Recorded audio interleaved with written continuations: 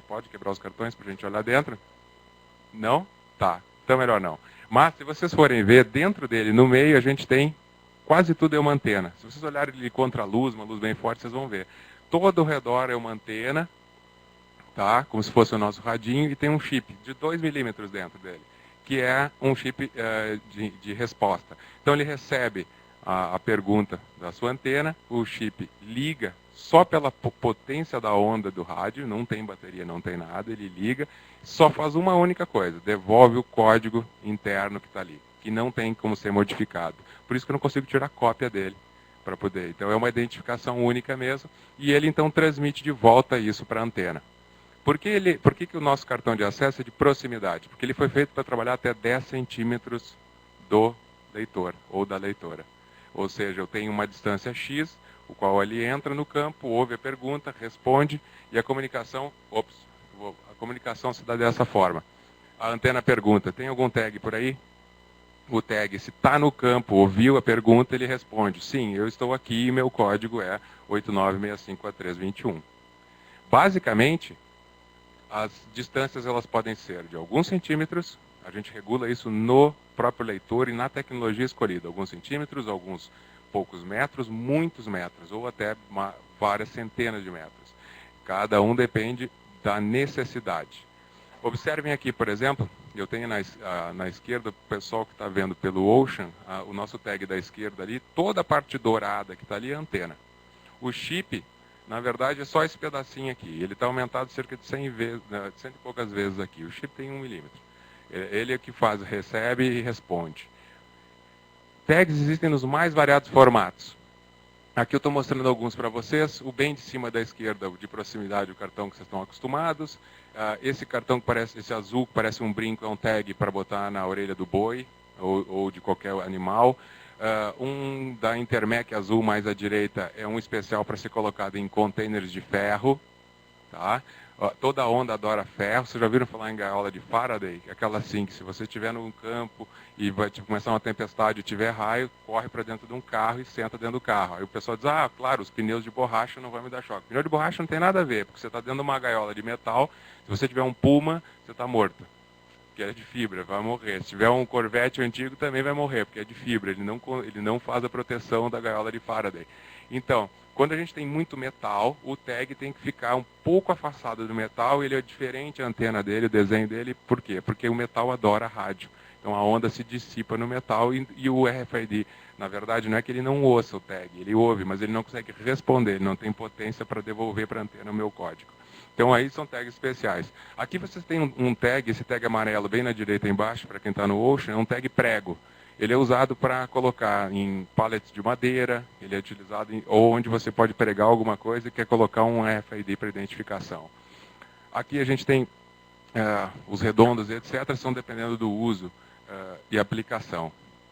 Os tags hoje existem nas mais variadas formas, cores, tipos e sabores, e a gente pode desenhar tags especiais para cada aplicação. Hoje no Brasil a gente já tem fornecedores onde a gente desenha o tag que a gente precisa.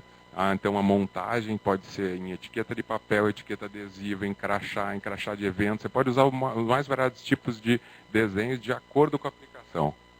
Bom, eu dei o exemplo aqui então de uma antena fazendo uma pergunta, o tag estava no campo, você aproximou o cartão ali da catraca, ele respondeu o código, aí isso vai para o middleware, que vai entregar para o software, que vai ver. Me diz uma coisa, esse tag de número 89654321, ele pode entrar nessa catraca ou não? Aí vem o sistema então de controle dizendo sim, pode, há uma devolução, a catraca libera para a entrada. Até as tecnologias de antigamente, elas permitiam a leitura de apenas um tag quando entrasse na antena. Se você chegar hoje nessa catraca aqui da TOTS para sair e a gente usar 2 cartões, um em cima do outro, e aproximar os 2 cartões da leitora, ele não vai abrir para a gente sair. Por quê? Porque tem 2 caras falando ao mesmo tempo. Vamos pensar num telefone, aquele telefone. Quem tem irmã? Alguém tem irmã? Morou com o irmão em tempo em casa? Lembra daquela época quando ela entrou numa idadezinha que o telefone em casa estava sempre ocupado? Você não conseguia falar, você tinha que pegar a extensão e gritar com ela, pelo amor de Deus, deixa eu ligar para alguém ou para receber, porque ela está sempre. Acontece a mesma coisa. A gente vai ter os 2 respondendo ao mesmo tempo, não vai dar interferência e ninguém vai entender. Hoje já existe tecnologia para ter mais de um ao mesmo tempo, respondendo ao mesmo tempo, entre aspas. Então, as novas tecnologias de RFID permitem que eu tenha mais de um tag no campo e os respondam todos eles em sequência.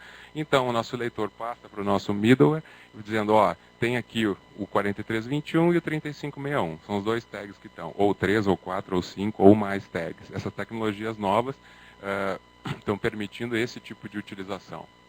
Então, de novo, vários tipos de tag, vários tipos de leitores, vários tipos de protocolo de comunicação. Essa salada toda sempre causou uma grande confusão com relação a código de barras. Tá, então o RFID veio para acabar com o código de barras.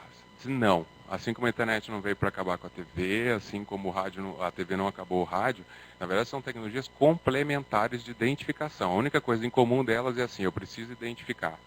O RFID tem uma vantagem. Tu pode ler um código à distância, sem necessariamente ver e enxergar. Que o código de barras você tem que ler o código de barras, você tem que enxergar ele. A leitora tem que emitir lá o sinalzinho de laser dela para poder ler o código de barras. No RFID isso não é necessário. Se eu passar a garrafinha ao contrário, ele vai ler igual. Se eu passar com a garrafa caminhando a 5 metros, ele vai ler igual. Isso não faz diferença. Você já imaginou usar um código de barras no para-brisa do carro para acessar o sem parar? Então tem uma linha reta no chão, você tem que vir bem na linha para uma câmera tentar enxergar o tag, para tentar ler o código, o vidro não pode estar sujo, né? Você não vai ter que estar realmente tudo muito certo. Não é para isso. Agora, um tag RFID, por ele poder ser lido, ao contrário, ele pode ser lido dentro de uma caixa de papelão, ele pode ser lido realmente à distância. A grande decisão de quando usar código de barras e RFID é o custo. Um tag RFID, vocês já ouviram falar, é um outro mito, já ouviram falar do tag de 25 centavos de dólar? Ele não é um mito, ele existe. Só que no Brasil ele vai chegar custando o quê? R$1? Você consegue R$1, um tag hoje. Tá?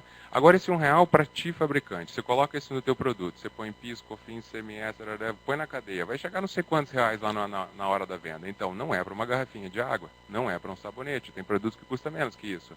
O RFID, a primeira grande questão é quando ela deve ser utilizada. A gente vai procurar responder isso ao final da palestra, mas não é em todo produto. Aí vem o primeiro mito. Vocês já viram esse vídeo, várias vezes já viram um vídeo de um cara num supermercado, entrando com um carrinho, botando as compras no carrinho, já somando a coisa, ele vai embora, passa, já debita no cartão, ele não passa nem no caixa. Já viram isso? Já. Tecnologicamente falando, é possível. Funciona, a tecnologia funciona, permitiria até fazer isso. Só que tem um detalhezinho, muito simples. E se eu pegar... Vamos implementar essa solução com código de barras? Pode ou não pode? Vamos dizer que meu carrinho tem um leitor de código de barras pendurado nele. Ele tem um sistema de wireless que transmita isso. Eu aperto um botão, abro minha conta, eu passo a garrafinha, ele registrou a minha garrafinha, põe dentro do carrinho, pega a caixa de leite, passa no coisa, registro, põe dentro do carrinho, assim eu vou indo. Quando chegar na garrafa de uísque, eu boto a mão na frente do código de barras e enfio ela dentro do meu carrinho, porque aquela garrafa ela custa muito dinheiro, eu não vou querer pagar por ela. Pode ser feito ou não? Sim? Tá. Então, se eu não quiser pagar para o produto, eu posso simplesmente jogar ele no carrinho e não vai ter problema nenhum. Talvez isso funcione na Alemanha. Na Áustria, no Brasil não vai funcionar. Por quê? Porque eu sou obrigado a passar. Eu tenho que ser parceiro do sistema para ele funcionar. No RFID dá para fazer um carrinho com uma antena, que toda vez que eu coloque dentro do carrinho, ele leia o tag. Isso pode ser feito. Vai obrigar a ler. Só que tem um detalhe. Se eu tenho um tag RFID, o pessoal do Ocean não vai ver isso, mas eu vou mostrar alguns tags ao vivo e a cores para o pessoal. Aqui a gente tem alguns tags, eu vou dar para o pessoal passar aí, mão a mão. Tá? Virar, fazer o que quiser. Eu tenho um tag na minha mão aqui, foi um tag feito aqui no Brasil. Ó, esse desenho bonito aqui é uma antena.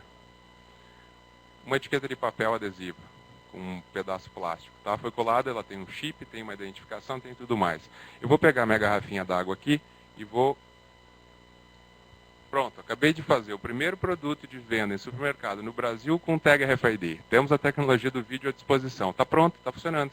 Se eu passar numa antena, ele vai ler, tem um código único, é uma garrafinha d'água, perfeito. Se eu botar a mão assim, em cima dela, ela não lê mais. Botei a mão aqui, ó. Estou segurando com a mão, eu sou uma antena. O ser humano é feito de água, com um pouquinho de sal, tem sangue junto. Nós somos excelentes condutores elétricos, enfim, o dedo na tomada para ver, a gente conduz energia super bem. A gente pode testar depois, se vocês quiserem, uma cadeia humana. Todos nós damos as mãos, eu enfio o dedo ali no 220, todos nós vamos tomar choque, eu garanto isso para vocês. Os primeiros vão morrendo, servem de resistência, os últimos capazes de sobreviver. Então aqui, ó, se eu botar a mão no tag, eu matei ele. De novo, serve então para eu não roubar essa garrafa d'água? Serve para não roubar a garrafa? Não. Serve para eu fazer com que essa garrafa d'água não seja uma garrafa de água de outra procedência? Sim, mas eu tenho que ler ele, eu tenho que identificar. Posso passar ele de cabeça para baixo, ao contrário, até vazia. Mas eu posso simplesmente botar a mão e acabei com a minha leitura RFID. Então, esse é um dos mitos. Não funciona bem assim. Pode ser feito? Pode, mas na prática, no Brasil, por exemplo, eu sei, tenho certeza que não é isso que vai funcionar. Estou dando um exemplo. Estou passando esses tags aí, pessoal? Tá, tem mais aqui. Um bom número deles. Ó, esse é um tag ativo. Igual o do sem parar de vocês. É um tag que tem pilha. Agora eu vou falar disso. O que é um tag?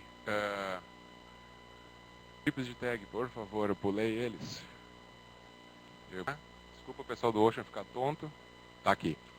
Tags, tipos, ativo, semi-ativo, passivo. O que é? O tag que vocês estão passando antes, que é só com a antena igual do cartão, ele é um passivo. Ele não tem bateria, ele não faz nada, ele nem funciona se não tiver um leitor perguntando para ele se ele está vivo. O leitor, o tag semi-ativo, tá?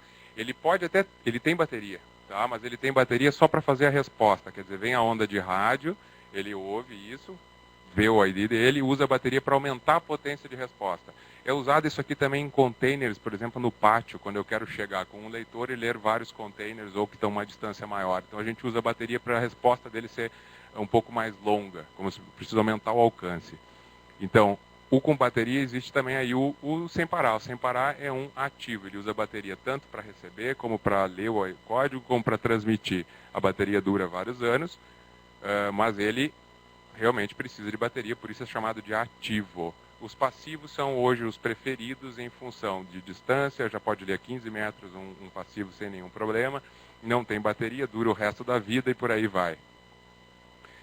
Bom, a última questão então dos fabricantes e fornecedores a nível mundo. A gente tem hoje fabricantes de todos os, de middleware, fabricantes de hardware de antenas, tem fabricantes a gente chama de inlay, esse desenho da antena com chip, já vem pronto, você compra isso, vem numa cartela de eletrônica com milhares deles para você aplicar num tag, numa antena, etc. Então você tem grandes fabricantes hoje já envolvidos que estão trabalhando em normas e padrões para quê? Para que a gente fabrique um tag lá do outro lado do mundo, fabrique um no Brasil e os dois sejam compatíveis. Vamos dizer que a gente exporte para os Estados Unidos, chega lá, o cara pega um leitor comprado numa Radio Check lá e vai ler o código. Por quê? Porque é o mesmo padrão de comunicação, etc. e tal. Isso, então, a gente tem alguns que eu posso citar. Grisa, o pessoal está anotando, copiando. Você vai botar essa palestra disponível aonde para eles acessarem? Tá, ótimo. Então, nem precisa ficar dando muito trabalho para anotar. Esses são alguns padrões que surgiram, por quê? Vocês imaginam, eu falei, a primeira implementação que eu fiz foi em 1989. Essa implementação lá era um padrão, na verdade, só do fabricante, era proprietário. Então eu tinha que usar o leitor do fabricante com o tag do fabricante, custava uma fortuna, era o que se podia e não podia interagir. Tal qual antes de surgir TCP/IP, internet, o próprio PC, para a gente tentar padronizar a comunicação. Esses órgãos, etc., trabalharam nessas padronizações. Bom, onde o RFID está sendo utilizado hoje? Aqui são alguns poucos exemplos de locais ou segmentos em que eu conheço projetos e que realmente estão em defesa. Obviamente, o varejo tem interesse, na área médica, pecuária e por aí vai. Eu vou mostrar alguns casos no Brasil para vocês. Estão sendo usados em controle de acesso, em controle de estoque, na parte de logística, obviamente em rastreamento de equipamentos médicos, em controle de medicamentos, controle de medicamentos controlados. Ficou ótimo isso. Na parte de pecuária e por aí vai. Um dos cases mais famosos que todo mundo ouviu, que surgiram muitos mitos, é o case do Walmart. Todo mundo já ouviu falar dele? Sim, pouco, mais ou menos. Claro, todo mundo ouviu falar. O que aconteceu? Na verdade, o case do Walmart, todo mundo sempre no primeiro momento diz, foi na loja, quer dizer, vou passar o produto na caixa, no caixa, lá na frente de caixa, vai estar tudo automático, eu vou sair.